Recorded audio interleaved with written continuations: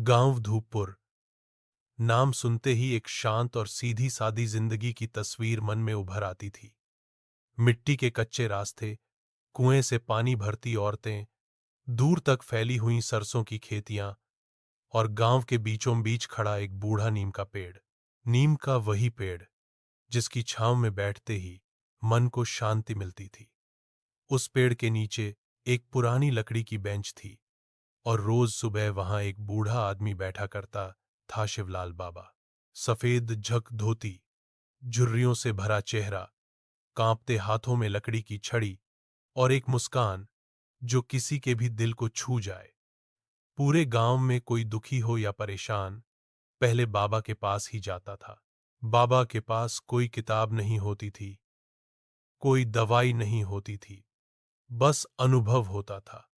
और अनुभव कभी झूठ नहीं बोलता। गांव में एक शरारती लड़का था, मुन्ना।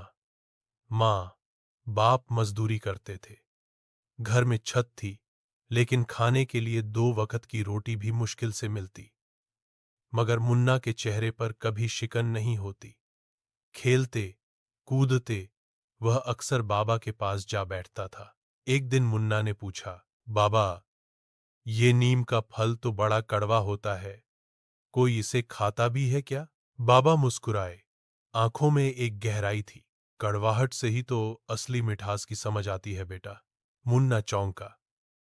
मतलब?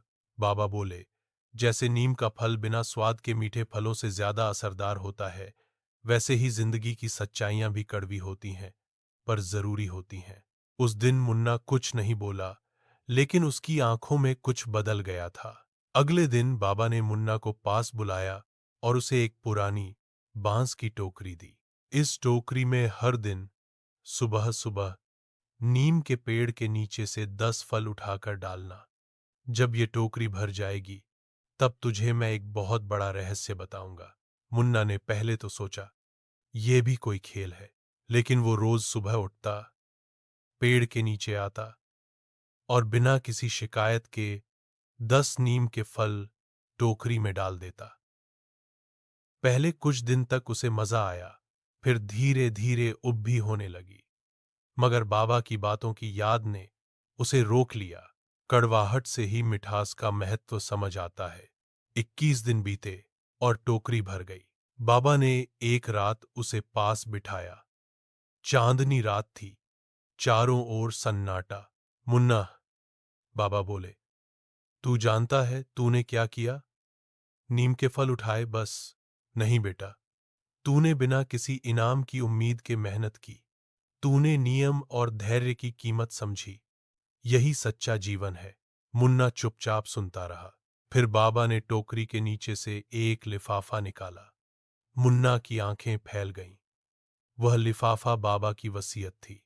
उसमें लिखा था, मेरी सारी जमीन, मेरी कुटिया और बाग उस बच्चे को सौंपा जाए जिसने मेरी अंतिम सीख पूरी की। नीम के कड़वे फलों के साथ धैर्य रखा। गांव में खबर फैल गई। सब हैरान थे। जो बच्चा कल तक मिट्टी में खेलता था, अब जमीन का मालिक बन गया था। कुछ लोग ईर्ष्या करने लगे, कुछ ने कहा बाबा पागल हो गए थे, मगर कुछ की आंखें भर आईं। मुन्ना ने उस जमीन का कोई निजी फायदा नहीं उठाया। उसने वहां एक छोटी सी कुटिया बनाई, नीम पाठशाला। बच्चों को वहां पढ़ाया जाने लगा, गरीबों को खाना मिलने लगा। बाबा की बेंच वहीं थी और नीम का पेड़ भी। मुन्ना अब हर दिन बच्चों को कहानियां सुनाता और बीच बीच में नीम का फल हाथ में लेकर बताता। ये है असली शिक्षक, जो बिना बोले भी सब कुछ सिखा देता है। समय बीत गया।